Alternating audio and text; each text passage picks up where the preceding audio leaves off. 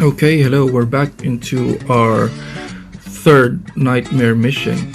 So we're going to play our nightmare mission 3 using Flak and without support items. For you guys who haven't seen my first 2 videos, I will link the playlist in my description so you can see a walkthrough tutorial for nightmare mission 1 and nightmare mission 2 using Flak. So for this mission, which is the third one, which is also the hardest, we are going to use a combination of lasers and machine guns, for reason being that there are shielded enemies here, and there are also armites, which are spider-like enemies that are immune to lasers, so you'll need MGs to stop them.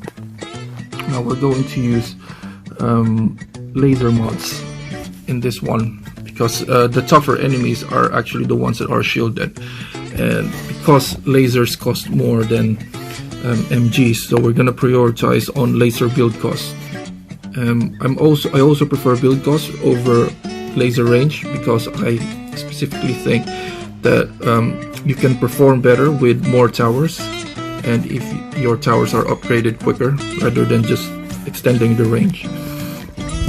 Alright, so let's start the game. We're going to use Flak.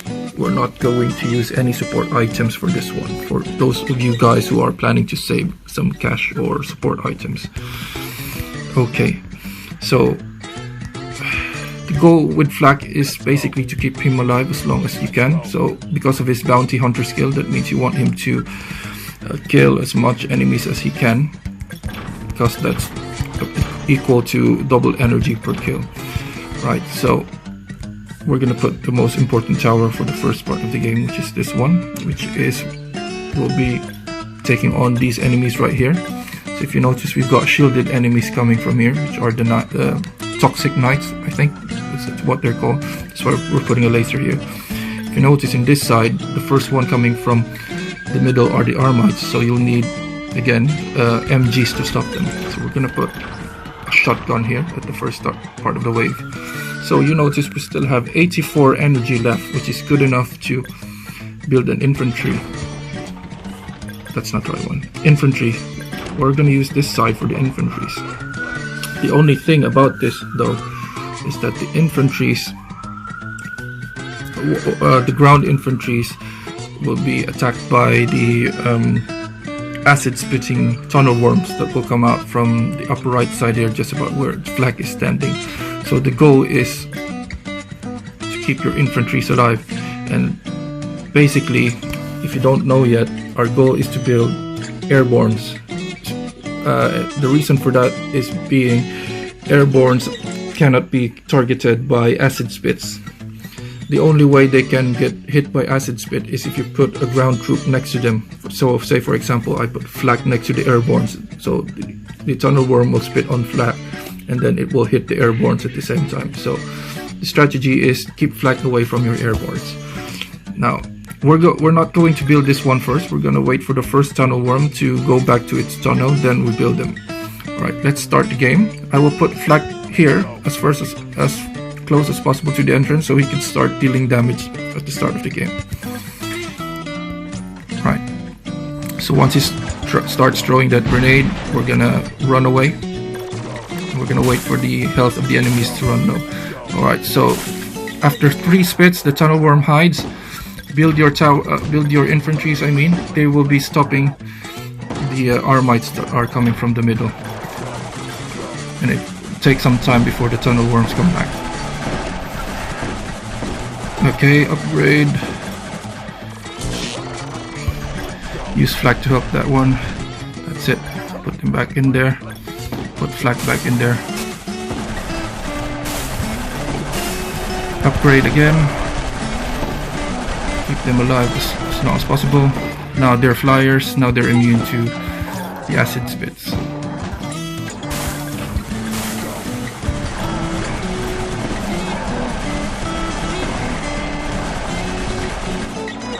There you go.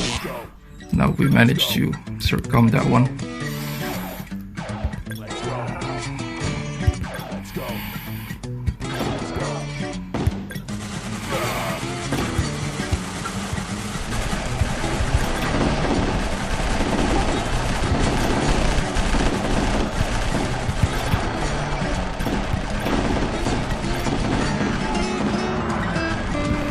Okay, summon the next wave to get some more energy.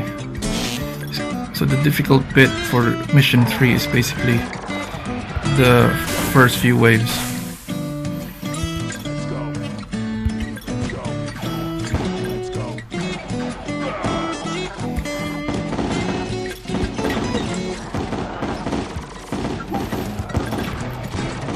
Alright, just take note how I upgrade my towers.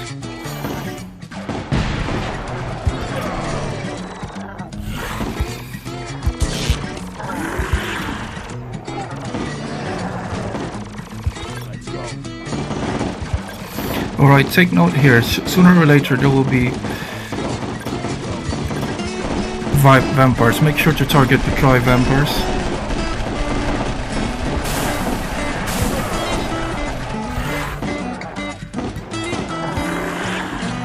There you go. Target the tri-vampires. And you can actually summon the wave 3 early. This is why, because on the start of wave 3 there will be no creeps coming out yet. It's just tunnel worms and they will just keep spitting on you. That's why. So you got time. They're not a threat. So the 2 tunnel worms will just keep spitting at the start of wave 3, and then once they start, that means you have time to buy some more towers. There are a lot of Armites coming there. We need to build another infantry coming from here, just to filter all of them.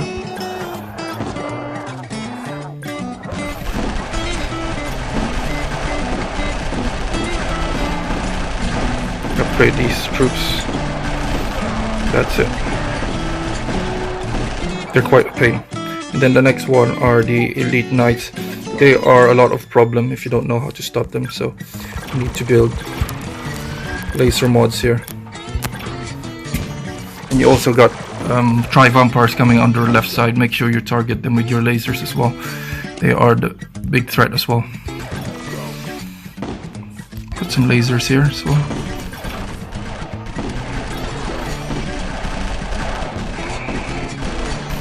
And we're going to use some gas here.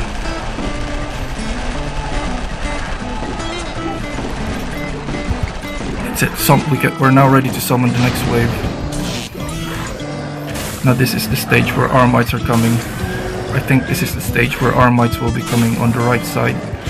So you'll need some MGs there as well.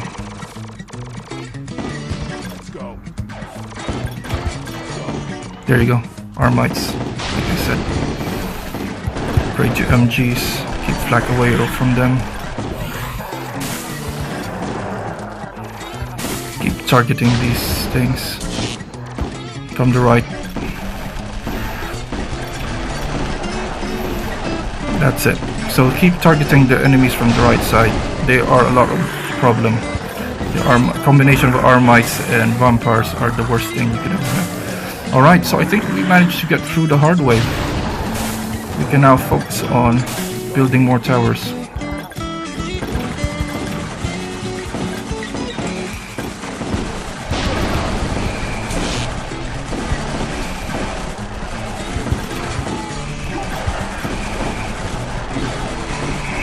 There, so if you notice, I'm upgrading to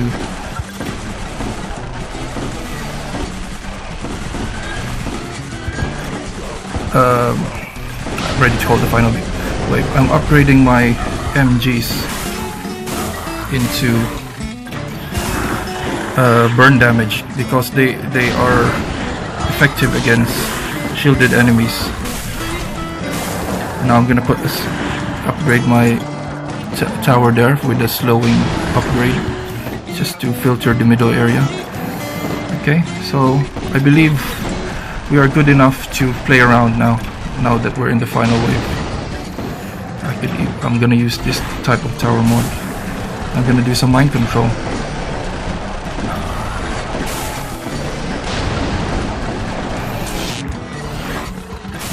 Let's play around with mind control, shall we?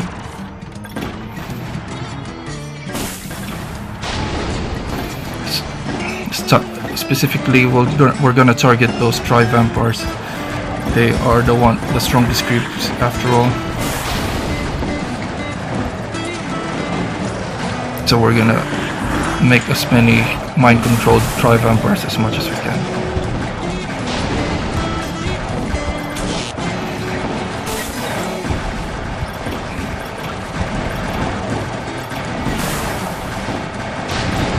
Gonna mind control that as well. I believe we've purchased all the tower slots now. It's just mind control game now. Okay, another tri-vampire there.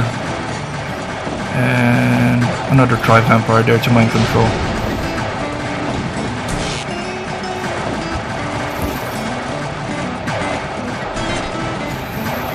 Okay, just keep caustic clouds.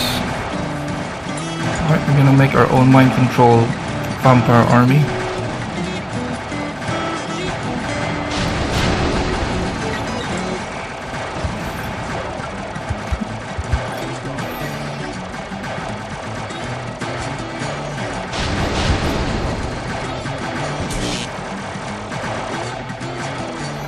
Alright, get that. Not bad, eh? And I got the reward. Thank you very much.